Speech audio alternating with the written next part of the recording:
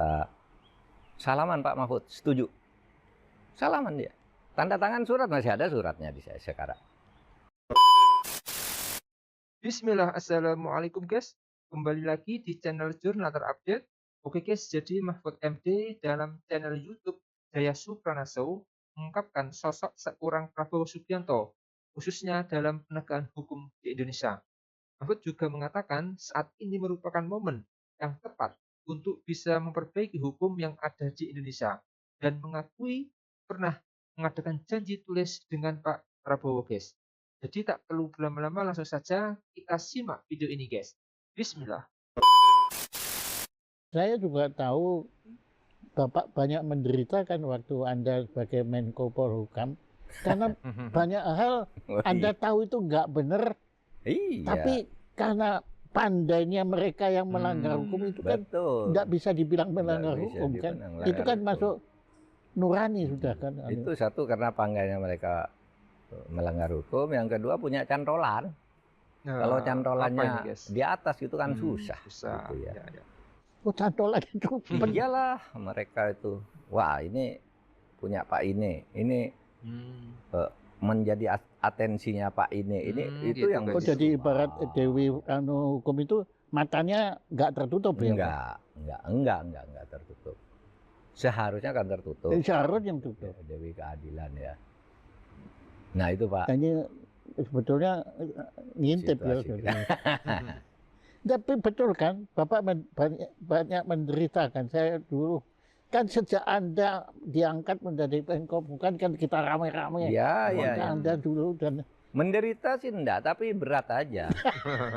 Apa? Kalau saya kan saya tabrak aja. Artinya kalau orang katakan Anda enggak berbuat, ya berbuat juga. Yang bisa saya lakukan gitu ya. Kan saya buka oh semua. iya, kalau berbuat Anda berbuat. Iya kan? Tapi kan dalam berbuat itu kan iya, artinya ya, berbuatnya cukup gitu. Iya, ya keloro-loro terkadang, keloro-loro. Tapi dalam banyak hal juga kadangkala ya inilah politik. Hubungan antara politik dan hukum itu kan begitu. Itu memang nggak bisa dihindari ya. Nggak bisa dihindari. Cuma ada yang caranya halus, ada yang caranya kasar. Cuma Pak, saya sekarang punya optimisme ya. Optimisme sedikit. Harapan lah. Kalau optimisme itu mestinya harapannya lebih besar dari pesimisnya kan. Harapan gini. Pak Prabowo itu sejauh pengetahuan saya kan sebenarnya enggak tidak pernah brutal ya. Orangnya kan biasanya spontan, terbuka, gitu tuh Pak. Dan itu bagi saya secerca harapan. Ya, maksud Anda tidak licik gitulah. Tidak licik, dia sportif. Dia suka marah memang. Iya. Suka marah, temperamental. Tapi itu apa adanya ya. Apa adanya. Bukan itu, ada apanya ya. Bukan ada.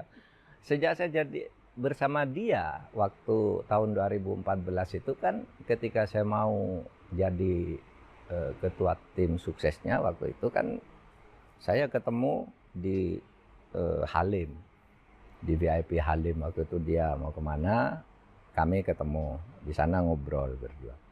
Nah itu bersepakat bahwa ke depan ini masalah penegakan hukum. Waktu itu 2014 ya, masalah penegakan hukum. Jadi saya akan bersama Pak Prabowo waktu itu 2014. Kalau memang Bapak punya komitmen untuk penegakan hukum, saya bantu dari sudut waktu itu bicara bagaimana Kejaksaan Agung tuh kita tata, kepolisian kita tata. Salaman Pak Mahfud, setuju. Salaman dia. Tanda tangan surat, masih ada suratnya di saya sekarang. Tentang komitmen penegakan hukum itu. Nah, jadi sekarang ini saya teringat Pak Prabowo punya komitmen. Pak Prabowo tuh punya komitmen. Orangnya Sabta Marga kan. Sabta Marga itu biasanya kan satria ya. Kalau mengatakan ini dipenuhi. Dan sportif juga. Pikirannya kan hierarkis dia. Hierarkis itu Artinya apa? Kalau sekarang dia diem gitu aja karena dia belum presiden, menurut saya. Ya. Kan tentara tuh pikirannya kalau atasnya presiden, nah apapun dikatakan presiden harus ikuti sampai ke bawahnya. Sehingga saya berpikir kalau dia nanti jadi presiden, dia berkata apapun ke bawah kalau harus ikut. Kalau enggak dibabat sama dia. Ya. Pikirannya struktural seperti itu, strukturalis hierarkis. Oleh sebab itu, dengan saya juga saya mencatat ketika saya jadi Menko Polhukam, secara struktural kan saya di atas Pak Prabowo. Pak Prabowo Menhan, saya Menko kan. Dia korek Pak. Kalau saya bilang Pak Menhan, saya ada perlu, siap saya menghadap Bapak. Saya mau ke kantornya enggak boleh. Nah, Pak Prabowo, enggak katanya. Pak Mahfud atasan saya yang ke sana. Hierarkis dia pikirannya. Tapi nanti kalau jadi presiden dia, saya yakin akan begitu. Saya sekarang presiden. Yang di bawah harus tunduk kan gitu. Nah, kalau itu digunakan untuk menegakkan hukum.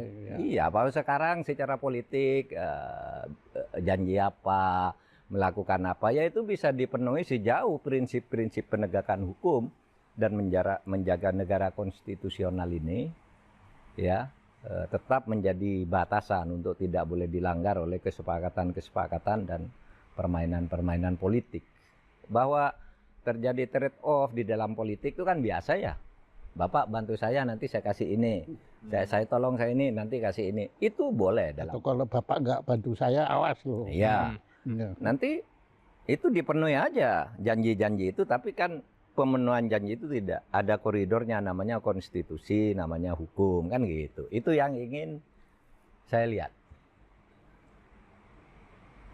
Ini kepada apa dari pemerintahan 21 Oktober lah, 20 Oktober sore mungkin dilantik. Tapi Anda kan masih punya yang ditandatangani beliau itu Prof kan masih punya. Masih ada. Makanya apakah pada satu kalau Anda kan nanti kan Anda mengawal kan Oh enggak lagi, enggak terikat dengan itu Pak Prabowo. Karena itu 2014. Saya hanya bercerita bahwa Pak Prabowo tuh punya komitmen.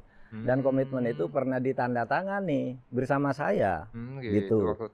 Itu enggak bisa dipakai sekarang, tapi meyakinkan saya bahwa Pak Prabowo komitmennya bagi penegakan hukum itu ada, karena dulu pernah bekerja dengan saya bekerja sama dengan dia.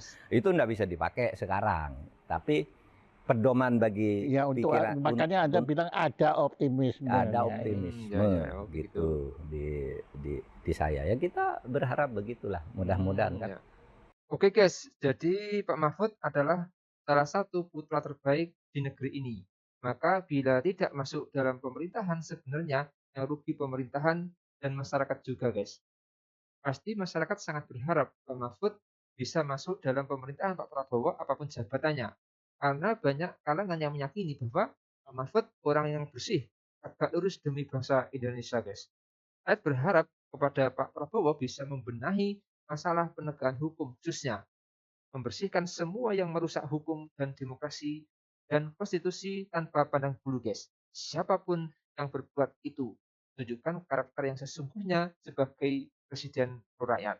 Apalagi dulu sudah pernah ada janji tulis dengan Prof. Mahfud MD soal penegakan hukum di Indonesia, sehingga hal itu membuat Prof. Mahfud semakin optimis bahwa Pak Prabowo akan bisa melakukan hal itu. Beliau mantan Menko Polhukam terbaik kalau menurut saya Mahfud ini. Walaupun mungkin belum maksimal karena penegakan hukum di Indonesia saat ini sangat berat karena banyak politisi dan pejabat yang bermain di balik layar untuk kepentingan kelompoknya masing-masing. Jadi sebenarnya banyak mafia di negeri ini. Kalau nangkap maling ayam aja itu mudah guys. Tapi kalau mafia melibatkan banyak pihak, jadi itu agak sangat sulit guys. Jadi mungkin itu yang bisa saya uraikan untuk video kali ini. Bagaimana menurut kalian soal video ini? Tulis komentarnya di bawah ini ya guys ya. Saya izin pamit dulu. Wassalamualaikum warahmatullahi wabarakatuh.